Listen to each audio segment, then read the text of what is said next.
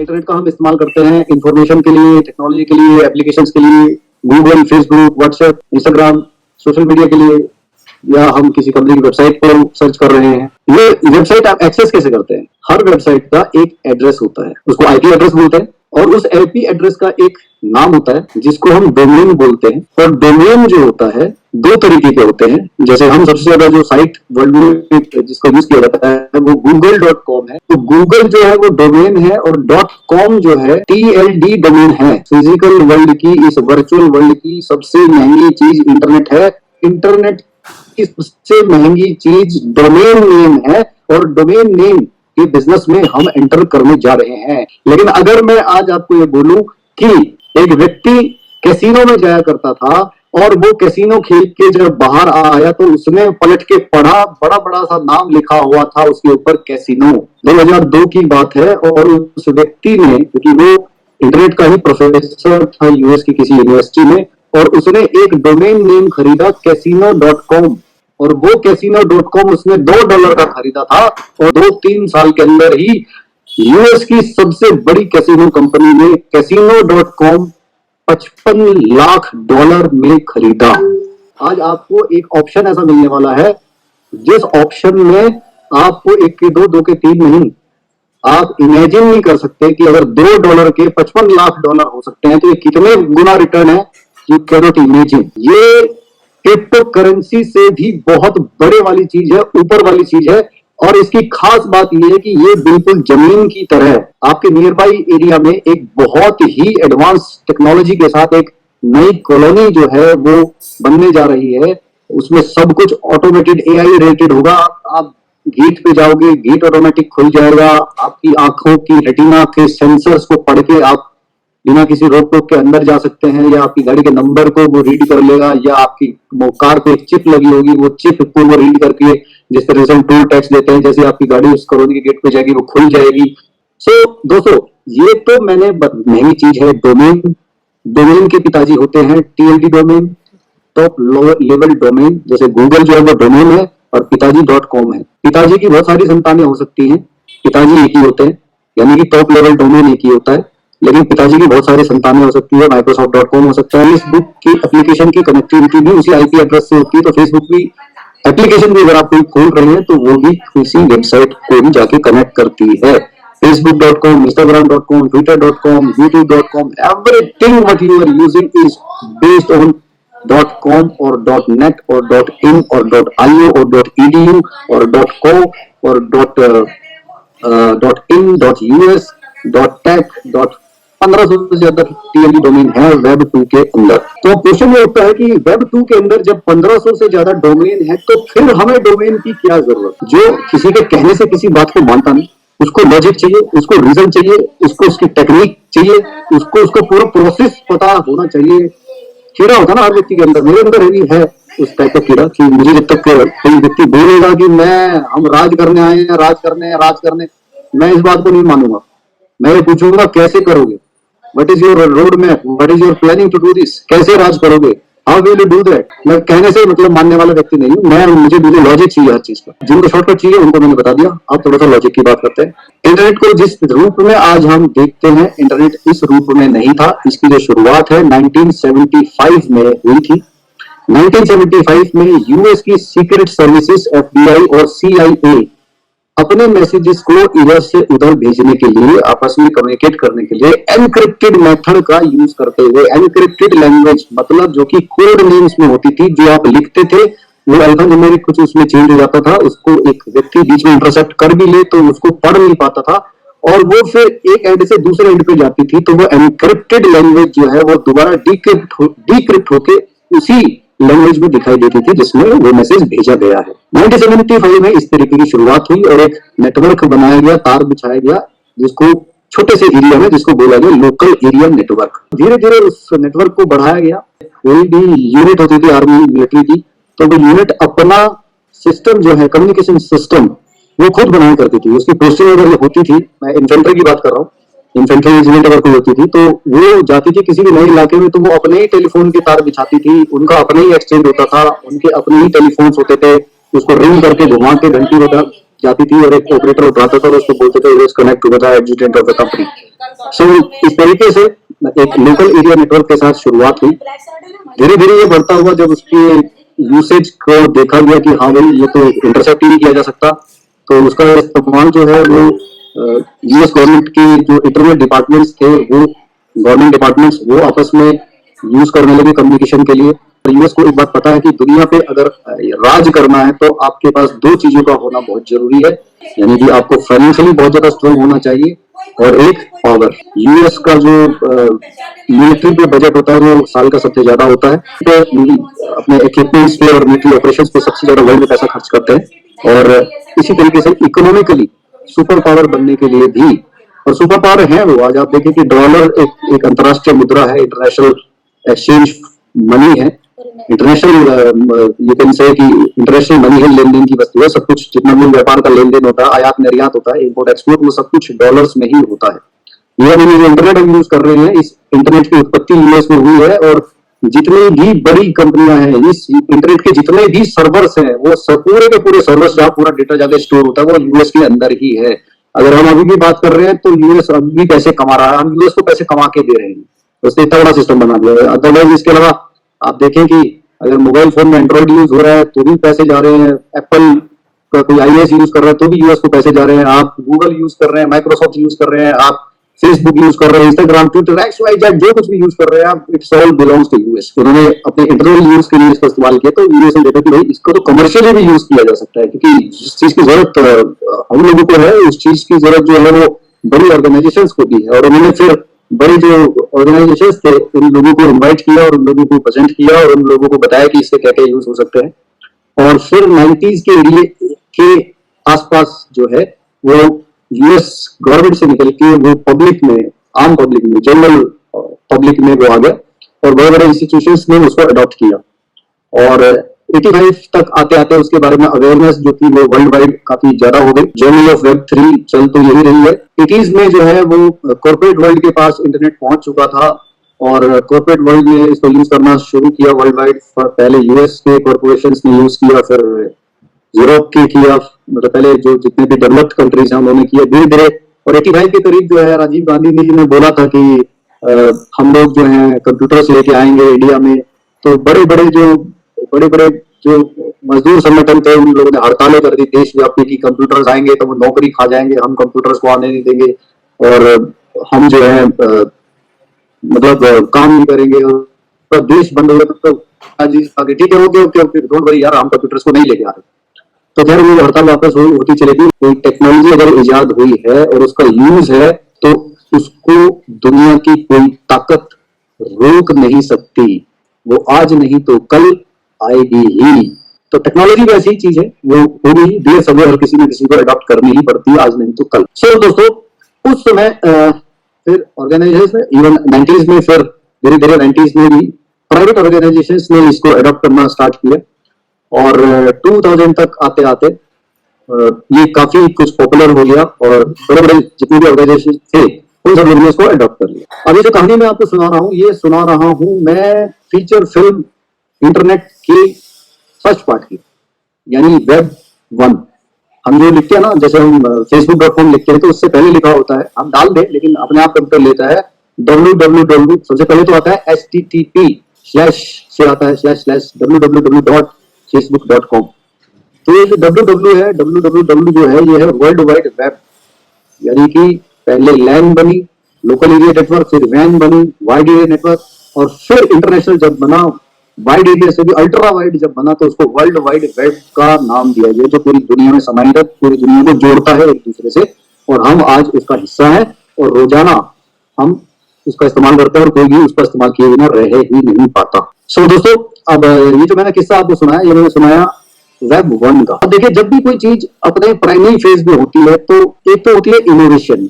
Internet जो था वो इनोवेशन था, आविष्कार था, लेकिन जब वो आविष्कार होता है तो उस आविष्कार के ऊपर बहुत सारे क्रिएटिव आइडियाज आते हैं, नए नए उसके यूसेजेस आते हैं, और फिर उस इनोवेशन के ऊपर बहुत सारी क्रिएशंस होती है, होने स्टार्ट होती है। तो जब हम किसी सिस्टम को बनाते हैं नया फर्स्ट टाइम, कि उसमें क्या समस्या आने वाली है, लेकिन जैसे जैसे हम उसको यूज करते हैं, आगे बढ़ते हैं, तो धीरे धीरे जो है हमारे सामने समस्या आती है जब भी कोई व्यक्ति बोलता है कि सर आजकल बड़ी समस्या चल रही है, तो मैं बोलता हूँ कि देखिए समस्या जो है इस दुनिया की जननी है। इस दुनिया में जितनी भी चीजें हम अपने आसपास देखते हैं, चाहे हम गाड़ी में बैठ के चलते हैं, चाहे हम स्कूटर चलाते हैं, चाहे हम एक कमरे में बैठ के पंखे की हवा खा रहे हैं, चाहे हम एसी में बैठे हैं, चाहे हम मोबाइल फोन यूज कर रहे हैं, चाहे हम बल्ब या ट्यूबलाइट या एलईडी यूज कर रहे हैं, चाहे हम टीवी देख रहे हैं, X Y Z blah blah blah, there are a lot of things I can not just speak out.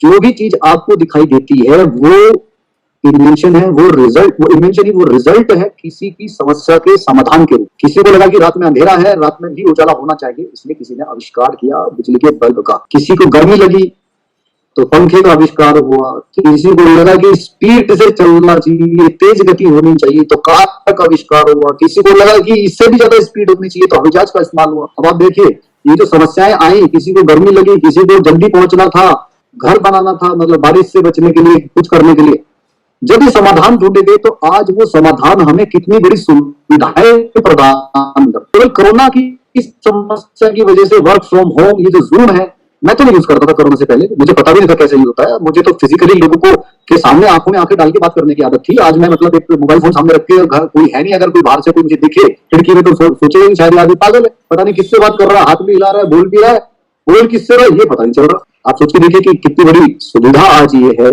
कि हम लोग इसी टाइप की इंफॉर्मेशन के लिए मतलब लाखों रुपए का खर्चा करके वो काम होता जो आज हम लोग अपने घर पे जो नॉलेज गेन करते हैं। लेकिन जब कोरोना आया था तो सब लोग कितने कितने गालियां दे रहे थे, लेकिन इस कोरोना की वजह से इस टाइप की चीजों का इन्वेंशन हुआ। और 6 महीने मैंने वो देखे जब डॉस ऑपरेटिंग सिस्टम पे मैंने काम किया। ब्लैक एंड व्हाइट मॉनिटर हुआ करते थे, बहुत बड़े बड़े से, और बहुत बड़ी बड़ी मतलब कमांड्स हुआ करती थी, प्रोग्रामिंग हमें सिखाई जाती थी, C plus plus, visual basics, Oracle, बहुत सारी चीजें हमने उस समय सीखी। लेकिन उसकी समस्या सबसे बड़ी क्या थी कि वो यूजर फ्रेंडली नहीं था।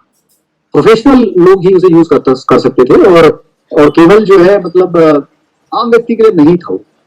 लेकिन किसी ने सोचा, फिर देखिए फिर समस्या पैदा हुई कि आम व्यक्ति तो यूज ही नहीं कर पा रहा है इसको। तो किसी ने सोचा कि यार ये बहुत बड़ी समस्या है, प्रोफेशनल लोग, ट्रेंड लोग तो यूज कर पा रहे हैं, बड़ी बड़ी ऑर्गेनाइजेशंस तो फायदा उठा रही हैं इसका, लेकिन एक आम व्यक्ति फायदा नहीं उठा पा रहा। और जब तक कोई चीज मासेस के बीच में नहीं पहुंचती तब तक वो बहुत बड़ी नहीं बनती है। आज जियो, रिलायंस जियो बना है तो आज इसलिए बना है कि वो 10 करोड़ लोगों तक पहुंच बना ली है उसने, इसलिए वो become the number 1 company. I think 99 में मुझे पता है कि 6 महीने पहले हमें विंडोज 2000 लॉन्च होने वाली थी, और हमें 6 महीने पहले ही उसका सब्सक्रिप्शन मिल गया था, उसकी सीडी मिल गई थी उसका सॉफ्टवेयर की। और हमें एक स्पेशल कोर्स कराया गया 2 महीने का। पैदा होते बच्चे को देखो 3-4 दिन बाद वो बोलना नहीं सीखेगा, वो आपको यूट्यूब पे वीडियो लगा के दे देगा, गेम खेलने लगेगा, पबजी, हर चीज जो है वो मतलब मॉडिफाई करती है अपने आप को। तो हम भी, इंसान भी अपने है वो बहुत ही एडवांस है। मतलब आज हम वो फीचर्स नहीं जानते। मैंने जूम जो है वो अपने बच्चों से सीखा, क्योंकि वो स्कूल में पढ़ाई कर रहे थे उस समय। मतलब वो कोर्स, उसके 20,000 रुपए फीस दिए थे मैंने 1999 में, और मेरे को एक सर्टिफिकेट मिला था, माइक्रोसॉफ्ट सर्टिफाइड विंडोज ऑपरेटर, और उसे लेके मैं बिल्कुल गदगद हो गया था, और क्योंकि वो माइक्रोसॉफ्ट सर्टिफाइड था। और उसको लेने के बाद तो बस शायद मुझे तो ऐसा लग रहा था कि अगला बिल गेट्स मैं ही हूँ इस दुनिया का। इस तरीके से विंडोज 2000 लॉन्च हुआ 2000 आते ही, और जो हमें ब्लैक एंड व्हाइट पिक्चर और नंबर्स और अल्फाबेट्स दिखाई देते थे, वो कलरफुल मॉनिटर आ गया, और कलरफुल मॉनिटर्स में हमें आइकन दिखाई देने लगे। और उस आइकन पे वो इतना ईजी था कि हमें कोई कमांड टाइप नहीं करनी होती थी। कमांड जो थी वो केवल जो आइकन्स के रूप में थी। एप्लीकेशन, हर सॉफ्टवेयर की एप्लीकेशन थी, और जो आईपी एड्रेसेस पहले हमें, जैसे आज हम google.com डालते हैं, तो उस समय किसी वेबसाइट को खोलने के लिए आईपी एड्रेस डालना पड़ता था, जो कि 16 नंबर्स का होता था।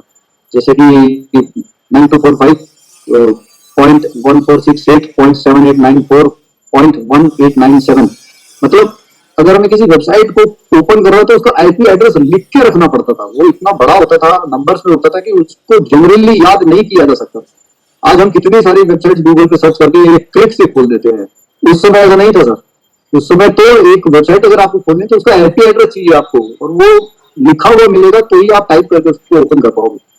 तो खैर विंडोज 2000 में आगे, आज भी हम वेब 2 में ही हैं और वेब 2 का ही इस्तेमाल कर रहे हैं। विंडोज और डॉस, मैंने अभी बात की, पहले 2000 से पहले डॉस ऑपरेटिंग सिस्टम था, 2000 के बाद विंडोज ऑपरेटिंग सिस्टम आ गया। ये ऑपरेटिंग सिस्टम क्या होता है? ऑपरेटिंग सिस्टम आपको समझाने के लिए मैं एक उदाहरण दूंगा कि एक सपोज एक हाईवे है और उस हाईवे पे बहुत सी गाड़ियां चल रही है, तो हाईवे जो है वो है ऑपरेटिंग सिस्टम, और जो गाड़ियां चल एप्लीकेशंस। यानी कि अगर आपके पास रोड नहीं है तो आपकी एप्लीकेशंस रन नहीं कर पाएगी। तो पहले रोड था विंडोज 1, पत्थरों वाला, खड़ंजा बोलते हैं जिसे। दूसरा डामर वाला रोड आ गया, वेब 2। अब जब वेब 2 आया तो इसका बहुत इनोवेशन हुए, बहुत क्रिएशन हुई, नई नई टाइप की वेबसाइट्स आई। धीरे धीरे धीरे शुरुआत में लोगों ने इसके ऊपर ज्यादा ध्यान नहीं दिया, लोगों को लगा कि ठीक है कंप्यूटर है। जैसे कि शुरुआत में हमारा स्मार्टफोन आया था तो बहुत सारे लोगों ने कहा था, मुझे पता है HTC में सबसे पहला स्मार्टफोन लॉन्च, लेकिन धीरे धीरे इधर सब लोग शिफ्ट होते हुए चले गए। ऐसे ही हम लोग इसमें ग्रो करते हुए चले गए और धीरे धीरे लोगों की जो वेबसाइट्स हैं वो बनती हुई चलेगी। जितने भी बड़े कॉर्पोरेशन थे, आज आप किसी भी बड़ी कंपनी का नाम लो, इवन अपने मोहल्ले की किसी बड़ी सी दुकान का भी, बेकरी का भी नाम लोगे तो वो भी इंटरनेट पे उसकी वेबसाइट मिलेगी आपको। तो धीरे धीरे उसका यूज केस जब बढ़ता हुआ चला गया, लाखों करोड़ों अरबों वेबसाइट्स जो है वो इंटरनेट पे आ गई। और फिर एक चीज जो थी वो बहुत ही कीमती हुई कि उस एडवांस कॉलोनी में, उस मोस्ट डेवलप कॉलोनीज में, मतलब प्लॉट्स आप बिक चुके थे, प्लॉट मिल ही नहीं रहे, सारे बिक गए। अब प्लॉट मिल रहे थे रीसेल में, क्योंकि कॉलोनी तो लिमिटेड थी, तो रीसेल में प्लॉट मिलने लगे। और जो बुद्धिमान लोग थे जिन्होंने उसमें शुरुआती दौर में प्लॉट खरीद लिए, उनको बहुत सस्ते प्लॉट मिल गए, क्योंकि तब तक कॉलोनी डेवलप नहीं हुई थी, दिखाई नहीं दे रही थी, फिजिकली कुछ पता नहीं चलता था, ये नहीं पता था कि यहाँ से बाईपास निकल जाएगा। कुछ भी आपको करना था वो कंपनी सब ईमेल के थ्रू करती थी। तो मैंने फिर उस समय याहू लेटेस्ट था, याहू पे अपनी ईमेल आईडी बनाई, kuldip@yahoo.com। लेकिन मेरे को मिलाई, किसी ने ले लिया वो पहली मेरे से। मैंने कहा यार अभी तो याहू आया है, और वो से मतलब नीचे लिख के आया उस पर कि this email ID is not available. तो मैंने फिर कुलदीप तोमर 1 डाल के देखा, फिर 2 डाल के देखा, फिर 3 डाल के देखा, ऐसे में डालते चला गया बहुत सारे नंबर्स, मेरे को मिले ही नहीं। कुलदीप तोमर 1 से लेकर 9 तक। फिर मैंने 2 नंबर ट्राई की, फिर 3 नंबर ट्राई की, 3 नंबर में जाके मुझे 2004 की मैं बता रहा हूँ, मुझे कुलदीप तोमर 369@yahoo.com 2004 में मुझे मिला। तो आप सोचिए कि मेरे से पहले कितने लोग ईमेल कुलदीप तोमर के नाम से बना चुके थे। 2010 में जीमेल आया, जीमेल के साथ बहुत सारे फीचर्स इंटीग्रेटेड थे, गूगल लॉन्च हो चुका था, तो मैं फिर गूगल जीमेल पे शिफ्ट हुआ। हालांकि जीमेल भी उस समय नया था, मैंने सोचा ये जीमेल जो कि तुम तोमर @gmail.com मिल जाए, लेकिन मैंने बनाया तो वहां भी वही कहानी, मैं 1 से 9 तक डालता नहीं मिला, 2 नंबर्स में डाल नहीं मिला, मुझे मिला कुलदीप तोमर 009@gmail.com। उसमें मैंने बड़ा ध्यान रखा कि हर चीज को मैंने पहले पढ़ा, और मैंने किसी भी चीज पर टिक नहीं की। जो मैं वहीं बैठा था और उन्होंने सर्च किया kuldiptomar.com। तो सर kuldiptomar.com जो है वो 2015 में GoDaddy ने ऑफर किया कि this domain name already been taken and this is available for sale, but it is available for sale and the required price is 50 lakh rupees, 50 lakh रुपए kuldiptomar.com के 2015 में। मैंने कहा क्या बकवास है, मतलब व्हाट इज दिस। कह रहा सर नहीं, ये बकवास नहीं है, अगर आप कोई भी वेबसाइट जो फेमस है। मैंने कहा मैं कहाँ फेमस हुआ। कह रहे सर आपके नाम का कोई फेमस व्यक्ति होगा, आपसे पहले उसने बना लिया, आप 2002 में बना लेते, आपने 99 में किया था, उससे अपना डोमेन बुक कर लेते, आपको मिल जाता 200 रुपए में, 500 रुपए में मैक्सिमम। अभी 50 लाख में नहीं मिल रहा। kuldiptomar.in 15 लाख, kuldiptomar.co वो भी 15 लाख। रमेश कि ये क्या हो रहा है, मतलब हमें पता ही नहीं इस बारे में। और इसके लिए मैं आपको उदाहरण देता हूँ कि जैसे मैंने शुरुआत में कहा था कि इस दुनिया की सबसे महंगी चीज है इंटरनेट, और इंटरनेट क्योंकि सबसे ज्यादा प्रचलित में है, सबसे ज्यादा लोगों तक रीच करता है, तो इंटरनेट पे जो अवेलेबल वेबसाइट है उस वेबसाइट्स की बहुत वैल्यू बढ़ गई है, और उन वेबसाइट्स की वही सेम कहानी हो चुकी है कि एक बहुत एडवांस कॉलोनी में प्लॉट कट चुके थे और वो बिक गए हैं सारे। अब वो केवल रीसेल में अवेलेबल है। जिसने समझदारी से शुरुआत में खरीद लिया, आज वो मुंह मांगी दी कीमत पे उस प्लॉट की कीमत मांग रहा है। नहीं खरीदना ठीक है, दूसरा खरीदार तैयार है। मैं आपको थोड़ा सा एग्जांपल देता हूँ उसका कि इन डोमेन नेम्स की वैल्यू क्या। जैसे kuldiptomar.com 50 लाख में बिक रहा था, इसी तरीके से मैं कुछ एग्जांपल्स आपको दे रहा हूँ, आप भी सर्च कर सकते हैं, गूगल पे डालिएगा the most expensive domains in the world, तो आपको वेब 2 के सारे एक्सपेंसिव डोमेन्स जो है वो खुल के आ जाएंगे। मैं आपको थोड़ा सा बताता हूँ, कुछ एग्जांपल देता हूँ। 2003 में ये casino.com जो है ये $5.5 मिलियन का बिका, 5 करोड़ रुपए केवल एक डोमेन नेम 2003 में। और कुछ एग्जाम्पल देता हूँ आपको। कार इंश्योरेंस .com $50 मिलियन का बिका। Vacation on rent .com $35 million का बिका। अभी लेटेस्ट 2018 में crypto.com ये $15 मिलियन का बिका। हिसाब किताब थोड़ा आप लगा लीजिएगा। इवन इथेरियम जैसी कंपनी है, खुद ही एक डोमेन बेचा Web3 का, किसी को बेच दिया, इथेरियम को भी नहीं पता था। 2018 में इथेरियम ने बेचा, exchange.eth वो बेच दिया। उसमें कितने का बेचा वो उसका रिकॉर्ड नहीं है, लेकिन दोबारा से इथेरियम ने 2020 में वही वापस डोमेन नेम खरीदा 6600 इथेरियम में, जिस समय इथेरियम की वैल्यू, एक इथेरियम की वैल्यू $245 थी। आज के हिसाब से अगर आप लगाएंगे तो इथेरियम की वैल्यू $2000 से ज्यादा की हो चुकी है। तो आप लगा लीजिए कितने गुना हो गया होगा। मतलब कि voice.com $30 मिलियन 2019 में बिका, 360.com $17 मिलियन 2015 में, nft.com $15 million, fund.com $12 million, hotels.com $11 million. Tesla जैसी कंपनी, इलॉन मस्क जैसे आदमी ही चूक गया अपना डोमेन नेम शुरुआत में बुक करने के लिए, और उसने टेस्ला खरीदा 2014 में tesla.com $11 million, fb.com $8.5 million, healthinsurance.com $8.13 million 2019 में, v.com $8 million, diamond.com, list is endless, list is endless. और ये Web2 की मैं बात कर रहा हूं। तो साथियों, जिस तरीके से Web1 की कुछ समस्याएं थी, इसी तरीके से Web2 के साथ कुछ सुविधाएं तो आई, लेकिन उस Web2 के साथ कुछ समस्याएं भी आई। देखिए, इस इंटरनेट को चलाने वाले लोग हैं तो इंसान ही, और हर बैंक, हर ऑर्गेनाइजेशन, हर गवर्नमेंट संस्थान, टेलीफोन, मोबाइल, ये सब कुछ अब आज की तारीख में क्या लेते हैं? आपका आधार कार्ड, पैन कार्ड भी लिंक है, आधार कार्ड से आपका ड्राइविंग लाइसेंस भी लिंक है, आधार कार्ड से आपका सारी प्रॉपर्टी, मतलब पैन कार्ड और आधार कार्ड से पूरी प्रॉपर्टी लिंक है आपकी। Web2 की सबसे बड़ी समस्या है डाटा लीकेज। जहां पे भी इंसान इन्वॉल्व होगा वहां पे दो चीजें जरूर होंगी, फियर एंड ग्रीड, डर और लालच। इंसान जहां पे भी होगा वहां ये दो चीज जरूर होंगी। अभी लगभग 6-7 दिन पहले अभी मैं न्यूज़पेपर में पढ़ रहा था, ब्रैकेट के 3 लोग थे, 3 लोग इंदौर से पकड़े गए। तो ये पता चला कि उनके पास बहुत सारे लोगों के बैंक डिटेल्स थी। उनसे पूछताछ हुई कहां से आई, तो उन्हें पता चला कि टेलीग्राम पे किसी चैनल पे, टेलीग्राम के किसी पेड चैनल से पर पर्सन 1500 रुपए में एक व्यक्ति की बैंक डिटेल बेची जा रही थी। और बैंक डिटेल में क्या क्या होता है? नाम, bank account number, IFSC code, branch, nominee name, address, phone number, email ID, Aadhaar card, PAN card, सबका सब जो था बैंक डिटेल्स में। तो बैंक से कैसे गया वो? यानी कि बैंक के किसी एम्प्लॉय ने ही उसको चोरी करके बेचा। आप सोचिए, 1500 रुपए पर पर्सन मिल रहा है तो 10 लोगों का और 100 लोगों का डाटा बेच दिया तो 1.5 लाख हो गया महीने में। और वो ये काम 3 साल से कर रहे थे। तो एक बैंक एम्प्लॉय जो कस्टमर केयर एग्जीक्यूटिव भी है, उसको भी एक्सेस होता है किसी भी व्यक्ति के डेटा का। तो एक बैंक एम्प्लॉय को कितने पैसे मिलते हैं कस्टमर केयर वाले व्यक्ति को? 20-30 हजार रुपए। अब 20-30 हजार कमाने वाले व्यक्ति को 1.5-2 लाख रुपए दिखाई दें या 10 लाख रुपए दिखाई दें तो वो तो करेगा उस काम को। तो Web2 की सबसे बड़ी समस्या आई डाटा लीकेज की। इसलिए आप रोज स्कैम सुनते होंगे कि कोई लिंक आया, उस पर क्लिक किया और क्लिक करते ही बस फिर धड़ाधड़ जो है उसके अकाउंट से उसको पैसे कटने के मैसेज आने शुरू हो गए। जब तक वो कुछ सोच पाता उसका अकाउंट खाली हो चुका था। मेरे एक जानने वाले ने मेरे को मैसेज भेजा, I am very sick, I need, my daughter is very sick, I need your help, I am in a very critical way and in our urgency whatever help you can do, you just do this is my UPI number, barcode भेजा उसने कि this is my UPI QR code and you just send this money to this QR code।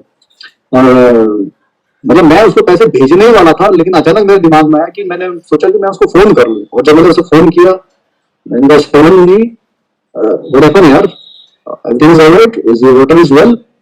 तो उसने कहा हाँ, yes. मैंने कहा और क्या चल रहा है? उसने कहा कि ठीक है, मैं तो पहले उस कंपनी में इवेंट मैनेजर का काम करता था, अब मेरी इंडिपेंडेंट इवेंट मैनेजमेंट कंपनी है बेंगलोर में। मैं कहा दैट्स ग्रेट, काम बढ़े। बोले यस, अब तो ब्रांच भी खोल दी है, दिल्ली में भी खोलने जा रहे हो।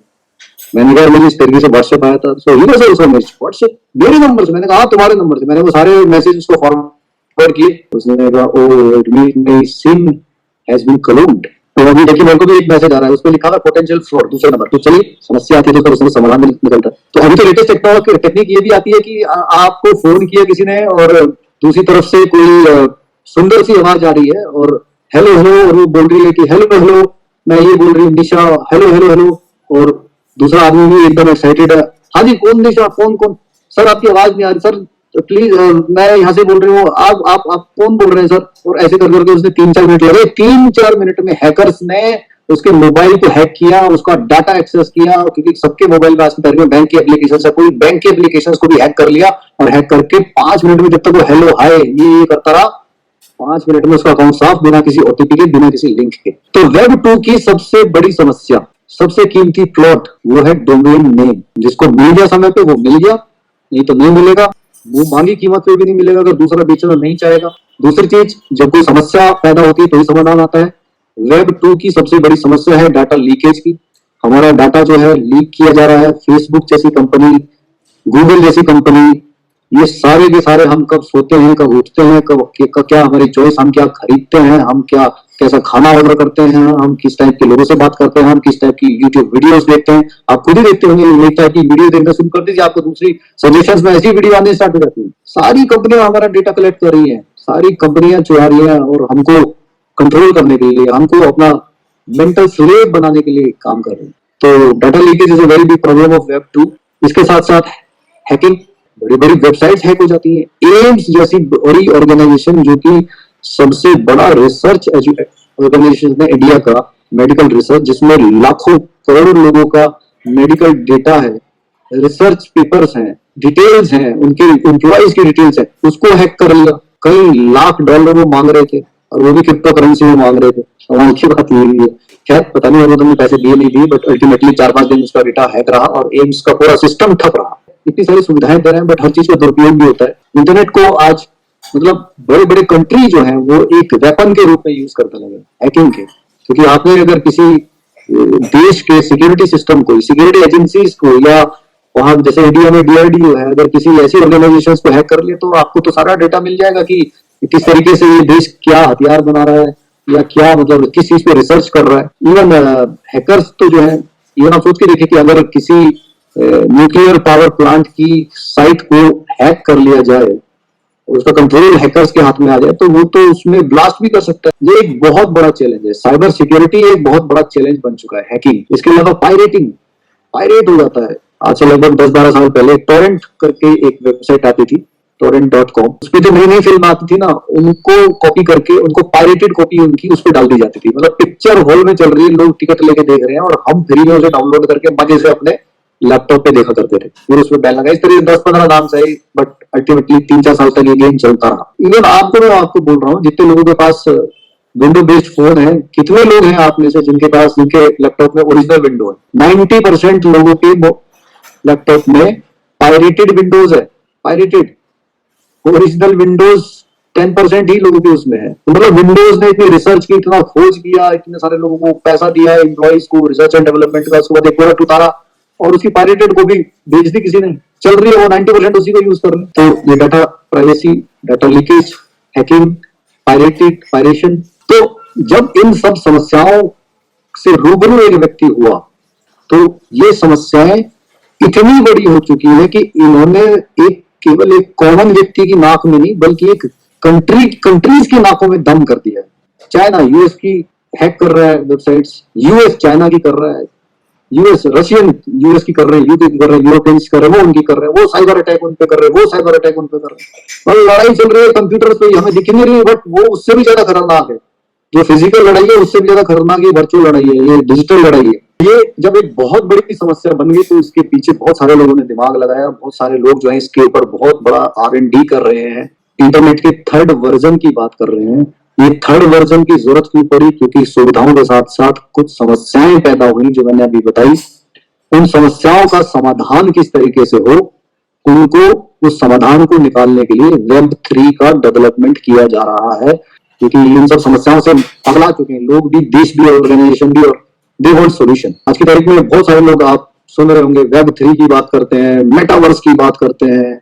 मेटावर्स में वर्चुअल वर्ल्ड होगा, वर्चुअली आप किसी मॉल में घूम रहे हैं, और आप वर्चुअली खरीदारी कर रहे हैं, आपका एक अवतार है, आंखों पे VR ग्लास लगाए हुए हैं, उंगली में आपके सेंसर्स पहने, अंगूठों की तरह सेंसर्स आपने पहन लिए हैं, and you are feeling that you are roaming through आप घूम रहे हैं किसी मॉल के अंदर, चीजों को उठा के देख रहे हैं, उलट पलट के देख रहे हैं, निकाल के देख रहे हैं, साइज देख रहे हैं, and if you like it तो आप अपने घर में बैठे बैठे दुबई मॉल में जाके हर चीज को निकाल के देख के कैसी लगेगी वो सब तोड़ मिल के you can buy it online, you can pay it online through crypto currency and it will be deliver to your home. सीधा वो वहां से डिस्पैच होगी और आपके घर पे आ जाएगी। मेटावर्स की बातें चल रही है, VR ग्लासेस की बातें चल रही है, ब्लॉकचेन की बातें चल रही है, NFTs की बातें चल रही है, अवतार्स की बातें चल रही है, डिजिटल वर्ल्ड में प्लॉट खरीदे जा रहे हैं, होटल्स बिक चुके हैं, रेस्टोरेंट बिक चुके हैं, पार्क बिक चुके हैं, अम्यूजमेंट पार्क, मतलब ये चीजें तो हो चुकी हैं। आम व्यक्ति को तो ये बातें जो है, मतलब जितने भी सेलिब्रिटीज हैं वो डिजिटल वर्ल्ड की जो सबसे महंगी चीजें हैं वो खरीद चुके हैं कई कई $1 मिलियन में। हम लोगों को तो अभी पता ही भी नहीं, आम व्यक्ति को तो पता चलेगा 5-7 साल बाद जब ट्रेन निकल चुकी होगी, हम सिर्फ दर्शक होंगे। तो दोस्तों ये जो वेब 3 है ये वेब 2 की समस्याओं का समाधान। वेब 2 की जितनी भी समस्या मैंने बताई, data leakage, hacking, piracy, virus, fishing, malware, ये सब की सब जो समस्याएं हैं इनका समाधान वेब 3 में ढूंढा जा रहा है और इनका अल्टीमेटली केवल एक ही समाधान है, एक ही, there is only one technology existing which can confront all these जितनी भी समस्याएं हैं, all the problems facing, only one technology can resolve all the solution of that, and that is only the blockchain technology। क्योंकि blockchain technology को कोई भी hack नहीं कर सकता। ब्लॉकचेन को बेस्ड अगर कोई भी एप्लीकेशन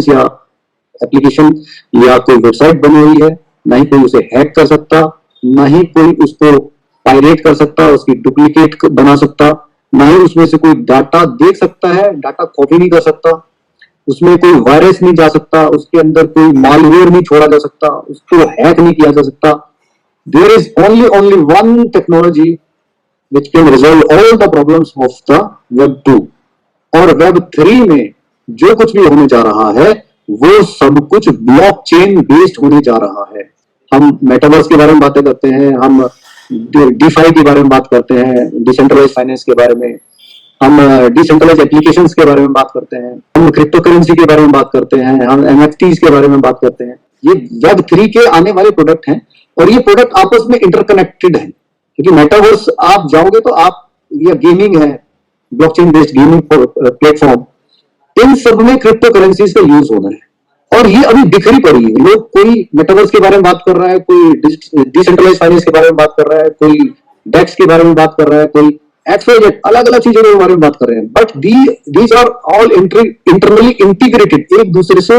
ये बिल्कुल इस समय एक ऐसी अवस्था में है जैसे कार लॉन्च होने से पहले की अवस्था में होती है। जो फैक्ट्री में होती है तो कार का प्लेटफॉर्म, उसकी बॉडी एक अलग जगह बनती है, उसके पहिए अलग जगह बनते हैं, उसका इंजन अलग जगह बनता है, उसके मोटर्स अलग जगह बनते हैं और छोटी छोटी जो एसेसरीज होती है वो अलग अलग जगह से मंगाई जाती है और फिर उनको इकट्ठा करके असेंबल किया जाता है और जब वो पूरी कार बन जाती है तो पूरी कार जो होती है इट्स गोइंग टू लॉन्च, तब वो मार्केट में आती है।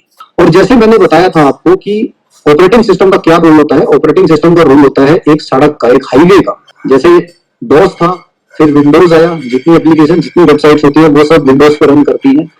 इसी तरीके से वेब 3 के अंदर भी एक हमें ऑपरेटिंग सिस्टम चाहिए होगा। हो सकता है विंडोज ने ऑलरेडी बना लिया हो सकता है मतलब माइक्रोसॉफ्ट ने किसी और नाम से बना लिया हो। ऑपरेटिंग सिस्टम होगा वो कंप्लीटली ब्लॉकचेन बेस्ड होगा। उस पर चलने वाली जितनी भी वेबसाइट्स होंगी वो सारी ब्लॉकचेन बेस्ड, ब्लॉकचेन पे बनी हुई होंगी। जितनी एप्लीकेशन होंगी वो ब्लॉकचेन पे होंगी। इवन दो जो कनेक्शंस होंगे वो भी ब्लॉकचेन बेस्ड ही होंगे। क्योंकि अगर आपने किसी वेब 2 के प्रोडक्ट को वेब 3 के साथ इंटीग्रेट किया तो वो सिस्टम फेल हो जाए। ब्लॉकचेन बेस्ड, जिसको हैक नहीं किया जा सकता, जिसको कॉपी नहीं किया जा सकता, जिसको मतलब कोई उसके अंदर घुस नहीं सकता, कोई मॉलवेयर नहीं जा सकता। कैसे हमारी कंपनी का वॉलेट कैसे हैक हो गया? How it can be possible? हम तो इतने बड़े दावा करते हैं ब्लॉकचेन के बारे में और डिसेंट्रलाइज्ड सिस्टम के बारे में। सर ये इसलिए हुआ क्योंकि केवल वॉलेट की तरह यूज नहीं हो रहा था, क्योंकि उसमें ट्रांजैक्शन हो रही थी। हम लोग जो अपने विड्रॉल लगाते थे वो विड्रॉल एक यूपीआई सिस्टम, जैसे कि किसी भी हम पैसे भेजते हैं किसी भी यूपीआई सिस्टम से, यानी कि फोन पे, गूगल पे या पेटीएम से, तो वो जो सिस्टम जो एक एप्लीकेशन से या एक बैंक से दूसरे बैंक में ट्रांसफर करता है, उसको उसके बीच में कनेक्शन का जो काम है वो यूपीआई करती है। इसी तरीके से क्रिप्टो करेंसी में जो ट्रांजेक्शन है, उस ट्रांजेक्शन को करने के लिए जो ब्रिज का काम करता है, जो प्लेटफॉर्म का काम करता है, वो एपीआई करता है। तो उस ट्रस्ट वॉलेट से एक एपीआई कनेक्ट की गई, सो दैट की जितने भी विड्रॉल लगे उसका एक सॉफ्टवेयर बने, उसकी एक फाइल बने, वो जाए और वो उस एपीआई के माध्यम से ट्रस्ट वॉलेट से उतना क्रिप्टो निकाले और एक्सचेंज में भेज दे जहां से उसकी विड्रॉल लगा है या उसको सेल किया गया है। तो प्रॉब्लम ये थी कि हमारा ट्रस्ट वॉलेट तो जो है वो डिसेंट्रलाइज था, ब्लॉकचेन बेस्ड था, लेकिन वो जो एपीआई था, वो जिस सॉफ्टवेयर पे बना हुआ था, वो डिसेंट्रलाइज नहीं था, वो ब्लॉकचेन बेस्ड नहीं था, इसीलिए हैक हो गया। वो वेब 2 के बेस्ड प्लेटफॉर्म पे बना हुआ था और इसलिए वो उसके अंदर घुसा और उस तार के अंदर घुस के वो घुस गया ट्रस्ट वॉलेट के अंदर और उसने 5 मिनट में उस तार के माध्यम से घर करके सारे $22 बिलियन साफ कर दिए विद इन 5 मिनट्स। सब लोग शांति की नींद सो रहे थे, बट फिर वही कि हर समस्या समाधान को जन्म देती है और वो समाधान से हमारी बहुत बड़ी सुविधा बन जाते हैं। तो वेब 3 पे, ये वेब 3 तभी ही सक्सेसफुल होगा, ये सब जानते हैं। जब मैं जानता हूं तो मतलब जो इंजीनियर्स लगे हुए हैं, बड़े बड़े इतने साइंटिस्ट लगे हुए हैं, क्या वो नहीं जानते इस बात? तो उसी के बेस सब कुछ बना जा रहा है। तो सब कुछ डिसेंट्रलाइज और सब कुछ बेस्ड होगा ब्लॉकचेन पे। तो आप जो लाखों करोड़ों वेबसाइट्स देख रहे हैं, ये सारी की सारी वेबसाइट्स दोबारा बन रही होंगी या बन चुकी होंगी। जैसे ही प्लेटफॉर्म लॉन्च होगा वो एकदम लॉन्च कर देंगी। 3D डोमेन एक डोमेन नहीं है, मैंने अभी 70 नाम आपके सामने लिए हैं जो अलग अलग हैं, जो कोई $10 मिलियन, कोई $15 मिलियन, कोई $18 मिलियन, इवन $30 मिलियन तक के डोमेन बिके हैं। जितना छोटा नाम होता है डोमेन के रूप में, उतना ही ज्यादा उसकी वैल्यू होती है, क्योंकि छोटी चीज, छोटा डाटा इजी टू रिमेंबर होता है, आसानी से याद रखा जा सकता है, जल्दी टाइप हो जाता है, तो इसीलिए उसकी कीमत। तो अगर मैं कुलदीप.com अगर सर्च करके देखूं, आप आज एक्सपेरिमेंट कीजिएगा इस मीटिंग के बाद, आप अपने नाम का डोमेन नेम चेक करके देखिएगा। जैसे राकेश जी हैं, तो राकेश जी आप राकेश.com सर्च करके देखिएगा और उसकी वैल्यू देखिएगा कितनी है। हर व्यक्ति को मैं बोल रहा हूं, जाके ढूंढिए most expensive domains in the world और फिर आप सर्च करिए अपने नाम के आगे .com लगा के उसको सर्च करके देखिए कितने का। तो यहाँ पे एक डोमेन नहीं है, यहाँ पे एक क्रिप्टो नहीं है, एक बिटकॉइन नहीं है कि यही हीरो बनेगा। यहाँ तो जिस व्यक्ति ने सही समय पर सही जगह प्लॉट खरीद लिया, सही लोकेशन पे प्लॉट खरीद लिया, यानी कि जिस व्यक्ति ने सही, फॉर एग्जांपल जिस तरीके से कुलदीप.com 50 लाख की मिल रही थी, आप सोचिए कि उस टाइम पे अगर किसी व्यक्ति ने सन 2000 में अगर नरेंद्रमोदी.com, योगी आदित्यनाथ.com, मुकेश अंबानी.com या इलोन मस्क.com या जेफ बियोस.com या मार्क जुकरबर्ग.com या मुकेश या XYZ टाटा.com, मतलब इस टाइप के डोमेन जब आम व्यक्ति में प्रचलन नहीं था, अगर उस समय खरीद लिए होते तो ये कितने बड़े बड़े लोग, ये तो 50 लाख या 50 करोड़ भी मांगोगे तो वो भी दे देंगे आपको। तो वो सारी की सारी चीजें वेब 3 में, ये जितने भी वेबसाइट आप देख रहे हैं, जितने भी एप्लीकेशन आप देख रहे हैं, वो सब की सब नॉर्मल प्लेटफॉर्म पे बनी हुई है। ये सब की सब वेब 3 में कन्वर्ट होनी है ब्लॉकचेन पे। तो ब्लॉकचेन पे जब कन्वर्ट होगी तो ब्लॉकचेन की जो वेबसाइट्स आएंगी उनके डोमेन नेम भी दोबारा से रखे जाएंगे और हम लोग दोबारा से एक ऐसी अवस्था में खड़े हैं 99 में, जब 2000 में विंडोज लॉन्च होने वाला था और लोगों को, आम लोगों को पता ही नहीं था कि वेबसाइट्स क्या होती हैं और वेबसाइट्स पे डोमेन नेम क्या होता है, डोमेन नेम की क्या वैल्यू हो सकती है। जो प्रोफेसर साहब थे केवल उन्हें ही पता था। तो आज आपको उस ज्ञान की जानकारी मिल रही है जिसके बारे में आज से 5, 7, 10 साल बाद एक आम व्यक्ति को पता चलेगा और वो केवल मुंह ताक के देखेगा, अरे मेरे को तो ये मेरे नाम की ईमेल भी नहीं मिल रही। वेबसाइट तो बहुत दूर की बात है और उसकी कीमत कुछ भी हो सकती है। वो जो प्लॉट आप आज खरीद रहे हैं जिस लोकेशन पे, कल को उस प्लॉट की कीमत कुछ भी हो सकती है और आप बोलेंगे, बताओ, आप बोलोगे बिड लगाओगे, आप बोलोगे बताओ कितने रुपए कोई खरीद सकता है। कोई कहेगा मैं $500 की खरीदूंगा, कोई कहेगा मैं $1000 का खरीद रहा हूं। अभी आपको प्रैक्टिकली एग्जांपल भी करके दिखाएंगे। कोई $50,000 देगा उसके, कोई $50 लाख देगा उसके। यू कैन नॉट इमेजिन किस फील्ड में आप जा रहे हैं। तो दोस्तों, तो मित्रों, मैं आपको ये कहना चाहता हूं कि हम एक ऐसे स्थान पर पहुंच गए जिस स्थान के बारे में अभी किसी व्यक्ति को पता ही नहीं। This is undiscovered. जिंदगी में कामयाब होना है, फेमस होना है, नाम कमाना है, इज्जत शोहरत कमानी है, तो कोई भी काम करो तो जिंदगी में वो काम करो जो जिंदगी में पहली बार करने वाले एवरेस्ट पे एडमंड हिलरी के बाद पता नहीं कितने हजार लोग चढ़ चुके हैं। 80 साल का बूढ़ा भी चढ़ चुका है, 15 साल का लड़का भी चढ़ चुका है, एक अंधा व्यक्ति भी चढ़ चुका है, एक लंगड़ा व्यक्ति भी चढ़ चुका है। जब इतिहास में नाम आता है कि एवरेस्ट पे सबसे कौन पहले चढ़ा तो एडमंड हिलरी का नाम आता है। हिंदुस्तान में कौन सी महिला सबसे पहले एवरेस्ट पे चढ़ी तो बिशनबरी पाल का नाम आता है।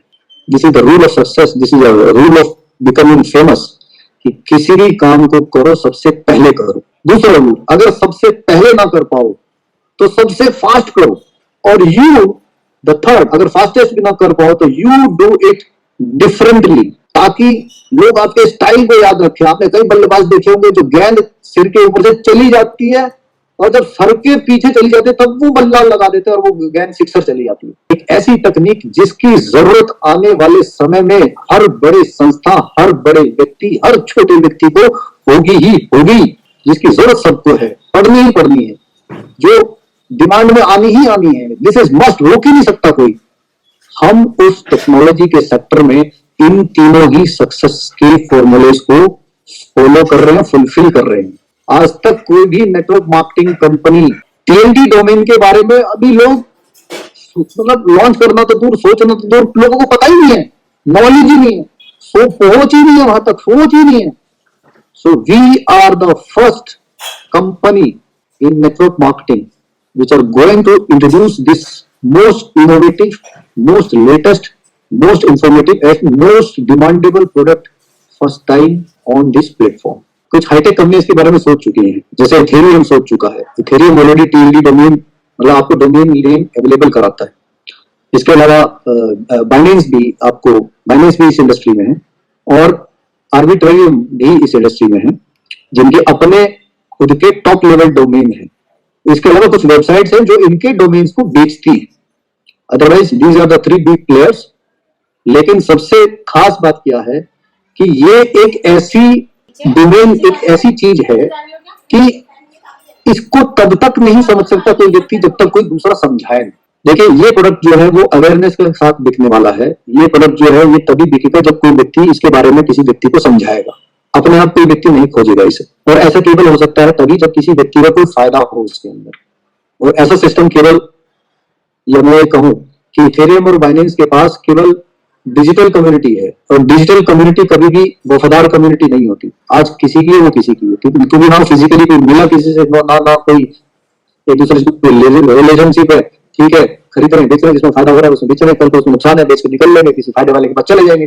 They are not the loyal customers, or you can say they are not the loyal partners. जितने डोमेन नेम इथेरियम में बेचे हैं उसके आसपास लगभग तो हमारे पास लोग हैं, बेचने वाले हैं। जितने उसके पास खरीदार हैं उतने तो हमारे पास बेचने वाले हैं। तो आप सोच के देखिए कि वो कितनी तेज गति के साथ बिकेंगे। सो ये भी तय है कि हम rule number 2, do it fastest, उसको हम फॉलो करने जा रहे हैं। क्योंकि जब ये 5-5.5 लाख लोगों की लॉयल लोगों की कम्युनिटी जब इसको बेचने उतरेगी, तो आप सोच के देखिए कि एक महीने में भी अगर किसी ने 10 डोमेन भी बेच दिए, और 10 डोमेन बेचेगा नहीं व्यक्ति, 10 डोमेन तो अपने घर में खरीद कर रखेगा, क्योंकि कल को उसे पता है कि जिस तरीके से kuldintomer.com नहीं मिल रही, कल को मुझे पता है कि मेरे बेटे के नाम की भी वेबसाइट नहीं मिलेगी, मैं पहले से ही बुक करा कर रखूंगा, क्योंकि मैं जान गया हूं ना। वो 5 साल 10 साल बाद जानेगा तो रहेगा क्या पापा आप मतलब टेकी थे, फिर भी मतलब आपने ये नहीं किया। आज इतने मिलियन डॉलर्स की मिल रही है वो, टॉप लेवल डोमेन.com की जगह .mmit आ जाएगा। फर्स्ट भी है हम, फास्टेस्ट भी है और डिफरेंट भी है। वो अनिल जी बोलते हैं ना, खून देने वाले मजनू है इस कंपनी के पास। तो लॉयल्टी की बात छोड़ो, यहाँ पर लोग जान देने के लिए तैयार है। We are going to do it different. तो जीत तय है, क्योंकि हम कामयाबी के तीनों सिद्धांतों को फॉलो करते हैं और तीनों ही सिद्धांतों पर बिल्कुल खरे उतरते हैं। टीएलडी डोमेन की एक छोटी सी खास बात मैं बता दूं, इसके बहुत सारे यूज केसेस हैं। ये एक डिजिटल आइडेंटिटी है हमारी वर्चुअल वर्ल्ड में, क्योंकि वर्चुअल वर्ल्ड में Web3 में, मेटावर्स में जब आप जाओगे, आपका अवतार जब बनेगा तो आपकी डिजिटल आइडेंटिटी होगी। उस डिजिटल आइडेंटिटी पे ही आपकी ईमेल्स होंगी, आपकी वेबसाइट एड्रेस होगा, आपके यूपीआई एड्रेस होंगे, आपके बैंक के कनेक्शंस होंगे, जितने भी आपके सर्टिफिकेट्स हैं, डॉक्यूमेंट्स हैं, वो सब कुछ उससे एक साथ इंटीग्रेटेड होंगे। इवन आपके जो क्रिप्टो तो आना ही है। जब भारत सरकार ने CBDC central bank digital currency उतार दिया है, वो पायलट मोड पे चल रहा है। गवर्नमेंट की तरफ से मेरे को खुद इन्विटेशन आया to become a participation in this pilot project trial. तो जब गवर्नमेंट डिजिटल करेंसी उतारने जा रही है तो आप बोल नहीं सकते कि डिजिटल करेंसी चलेगी 4-5 साल बाद, ये पेपर करेंसी नहीं चलेगी। डिजिटल करेंसी तो चलनी और इंडिया ने नहीं उतारी। दुनिया के ज्यादातर कंट्रीज जो है अपने CBDC का ट्रायल कर रहे हैं, सेंट्रल बैंक डिजिटल करेंसी, सब लोग इसी नाम से उतार रहे हैं। तो जब सरकार अपनी करेंसी चलाएगी तो डिजिटल करेंसी तो चलनी है, क्रिप्टो करेंसी तो चलनी है, इसको देयर इज नो क्वेश्चन। तो वो करेंसी का कोई किसी न किसी वॉलेट में रखेंगे आप। वॉलेट का एड्रेस, अब इतना लंबा चौड़ा वॉलेट होता है, ट्रस्ट वॉलेट का एड्रेस कोई याद रख पाता है क्या? नहीं। बट लेकिन अगर उस पर खाली हो, सपोज जैसे मेरा नाम है कुलदीप तोमर, तो मैं शॉर्टकट नाम चाहूंगा अपना जो याद रहे लोगों को, AT@mmit.com। तो मेरे सारे जितने वॉलेट एड्रेस होंगे, चाहे वो ट्रस्ट वॉलेट हो, मेटामास्क हो, चाहे वो XT हो, चाहे वो बाइनेंस हो या XYZ और जितने भी प्लेटफॉर्म पे कंपनी लॉन्च करेगी अपने टोकन्स को, वो खाली कोई मेरा नाम डालेगा KT@mmit.com और खट से वो भेजेगा और मेरे एड्रेस पे एकदम ट्रस्ट वॉलेट पे ट्रांसफर हो जाएगा। कोई कॉपी पेस्ट करने की जरूरत नहीं है, क्योंकि कॉपी पेस्ट करके आप व्हाट्सएप करते हो sir, WhatsApp is also hackable. किसी को पता चलिए कि आपके if you have domain name on a blockchain KT@MMIT, क्योंकि MMIT ब्लॉकचेन पे बना हुआ है।